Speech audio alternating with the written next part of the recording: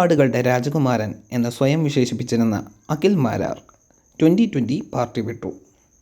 Hello friends, എല്ലാവർക്കും പുത്തൻ വീഡിയോയിലേക്ക് സ്വാഗതം.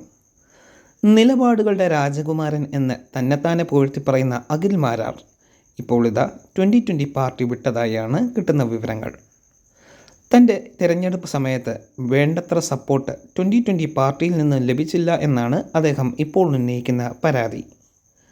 തിരഞ്ഞെടുപ്പ് സമയത്ത് പിഷാരടി ഇത് മുൻകൂട്ടി പറഞ്ഞിരുന്നു. ഇന്നു പറയുന്നതല്ല അഖിൽ മാരാർ നാളെ പറയുന്നത് എന്നാണ് അദ്ദേഹം ഉന്നയിച്ചത്.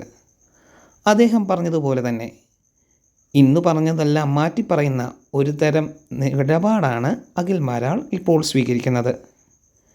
2020 പാർട്ടിയിൽ മത്സരിക്കാൻ അദ്ദേഹത്തെ ക്ഷണിക്കുകയും പൈസകൾ നൽകി അദ്ദേഹത്തിനെ മത്സരിപ്പിക്കുകയും ചെയ്തു.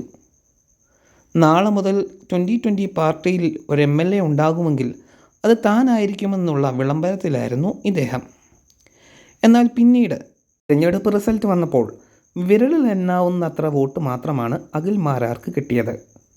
ഉടനെ അദ്ദേഹം പറഞ്ഞത് കോൺഗ്രസും കമ്മ്യൂണിസ്റ്റും ഒത്തുചേർന്ന് തന്നെ തോൽപ്പിക്കുകയായിരുന്നു എന്നാണ്.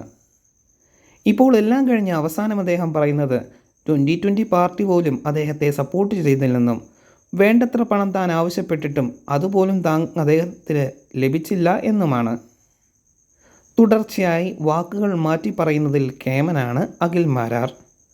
പണ്ട് ബിഗ് ബോസിനെ കുറ്റം പറയുകയും പിന്നെ ബിഗ് ബോസിൽ മത്സരിക്കാൻ പോവുകയും ചെയ്തു. നിലപാടില്ലാത്തൊരു മനുഷ്യൻ കേരളത്തിൽ വേറെ ഉണ്ടോ എന്ന കാര്യം തന്നെ സംശയമാണ്.